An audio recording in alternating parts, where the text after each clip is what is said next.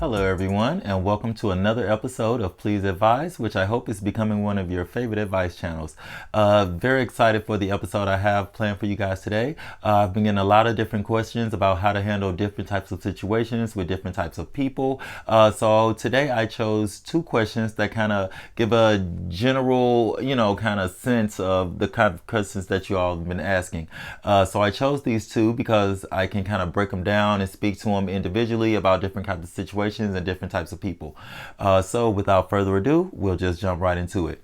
The first question: how can I separate my feelings and emotions from making difficult decisions?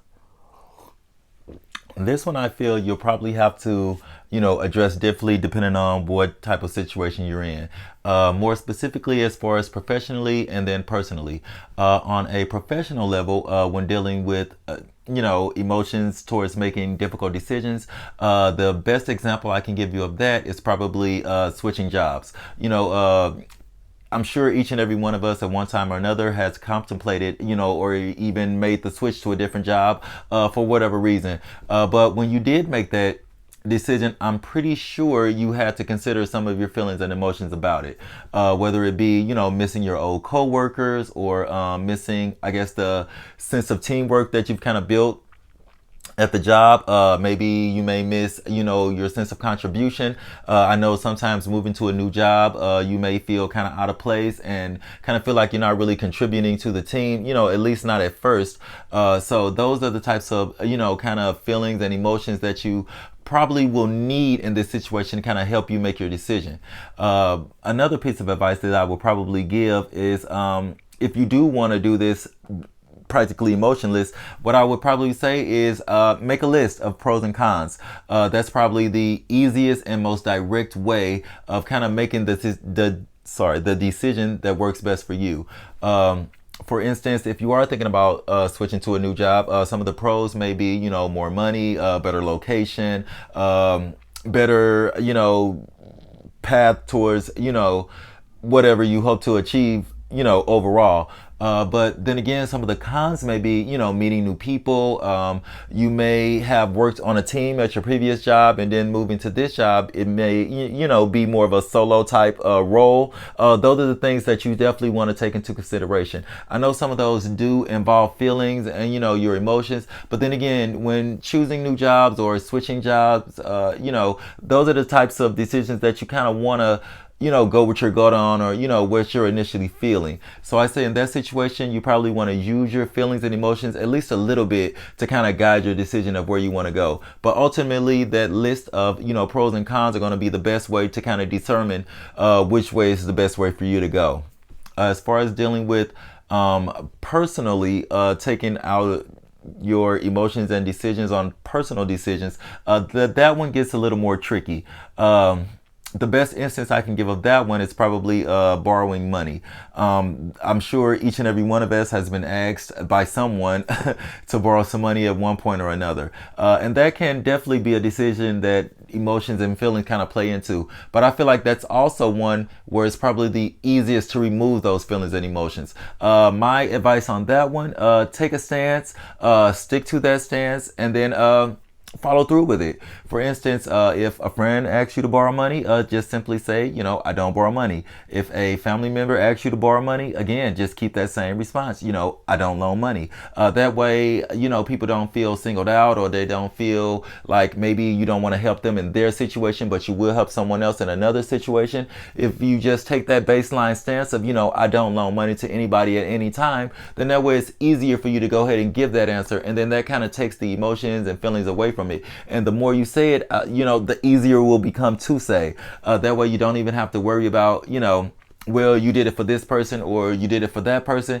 Just say, hey, I don't loan money to anybody for any reason. That way nobody feels left out, nobody feels targeted, nobody feels like, you're doing something for somebody else that you don't want to do for them. That's probably the best advice I can give you as far as dealing with it personally. Take a stance, stand on it, and follow through. As far as professionally, that one you may want to take a little bit of consideration of your emotions and feelings, especially when moving to a new job, or, maybe even accepting a newer position at the same job. Again, you will have to interact with your coworkers differently differently. So those are feelings and emotions that you may want to consider when moving. Not consider whether it's more so to your advantage to be their friend than to be their supervisor. But at the same time, there will be that sense of detachment, that sense of loneliness when you do move into a new position. So those are feelings that you are going to have to consider. But ultimately, hopefully, you'll choose the path that's best for you. So my advice when about separating your feelings and emotions professionally, probably a little more difficult to do. Definitely make that list of pros and cons, though. That will definitely solidify which way will be best for you. As far as personally, take a stance, draw a line in the sand, if you will, and stand on it. If you give a response and you stand on that response, people are probably less likely to kind of not believe you in that situation, especially once word gets out that you don't loan money. Then nobody will ask you. That way you won't even have to worry about it, and that can be applied to pretty much any type of situation, whether it be as something as simple as hey, you want to help me move Saturday? I don't move furniture. Just that simple. That's probably going to be my best piece of advice I can give you for those. Hopefully, you have a good takeaway from that and it helps too.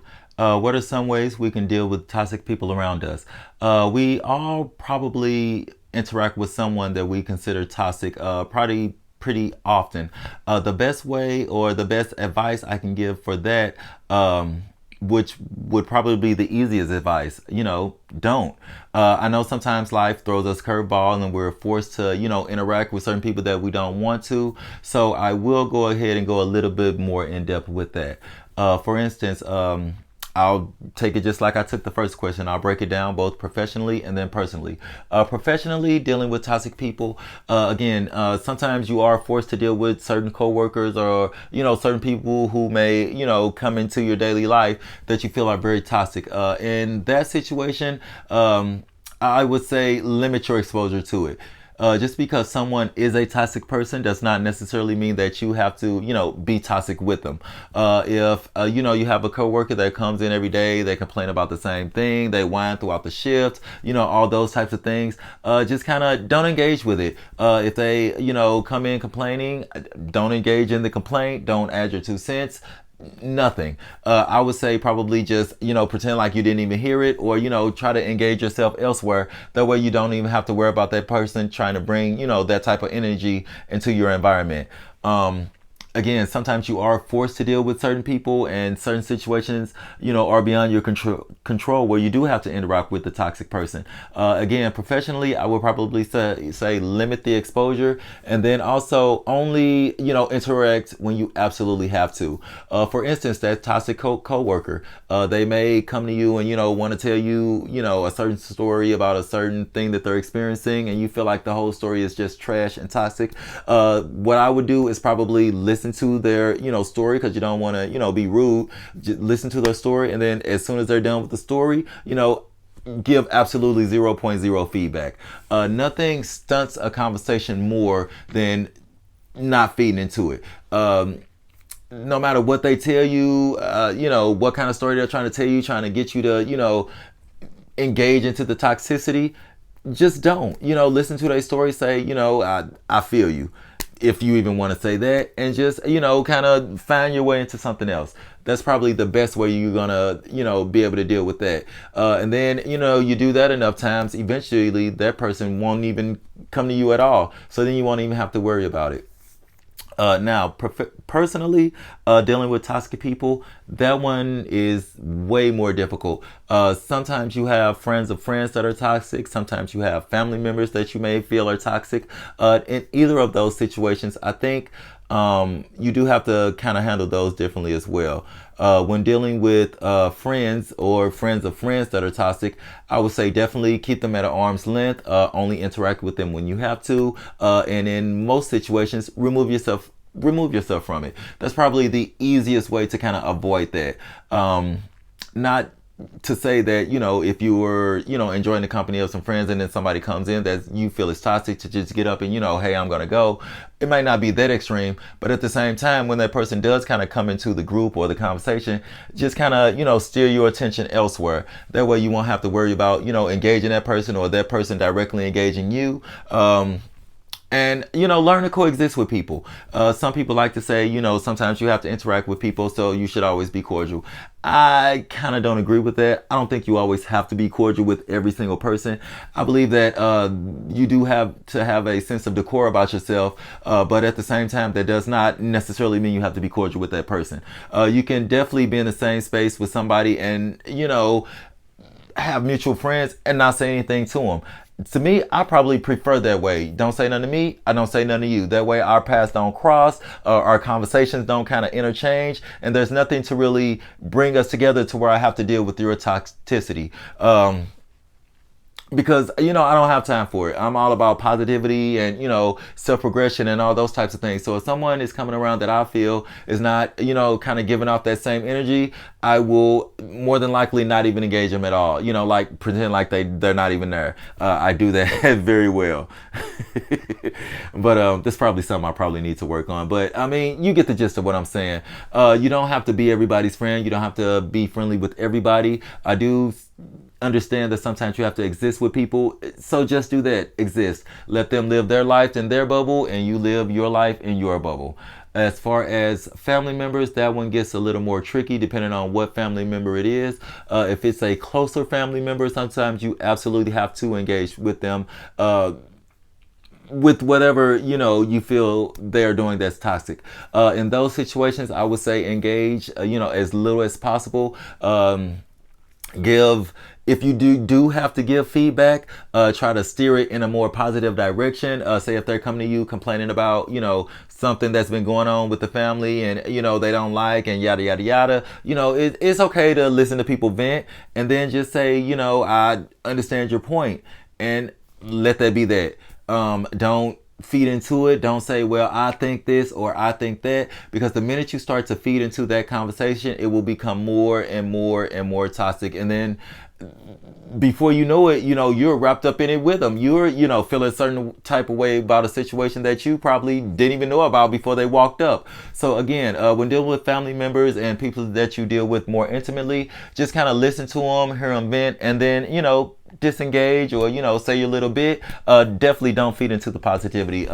Try even changing the subject. If they're talking negatively about this family member, try directing the conversation towards somebody else that may be doing a little better, that they may get along with better. Those types of things will help you deal with toxic people, both professionally, only do it when you have to. Don't engage in the toxicity. And then personally, with family members, you may have to a little bit, but again, don't feed into the toxicity. That's the biggest thing I want you to take away from it. Don't feed into it. Try to redirect the conversation, or if you have to, remove yourself from the conversation. Listen to what they have to say. Give them a nod, or I understand why you feel that way, and then kind of let it be that. That's probably the best way to handle that. Again, don't ever feed into the toxicity. Don't let them drag you down. Try to redirect more positive thoughts. And that's pretty much the best way to navigate, dealing with toxic people in your everyday life. I hope that definitely helped. I hope those questions, helped you guys in some way. And then that'll be it. Before I end the show, I definitely do want to send out a special, thanks to everyone who has continued to watch week by week and continue to support. All of the likes, the shares, the comments, the positive feedback, the new subscriptions, all of it just, makes me want to do it even more. So I definitely want to extend, my heartfelt thanks to all of you. And with that being said, that is going to be our show for this week. Until next time, stay tuned. Thank you.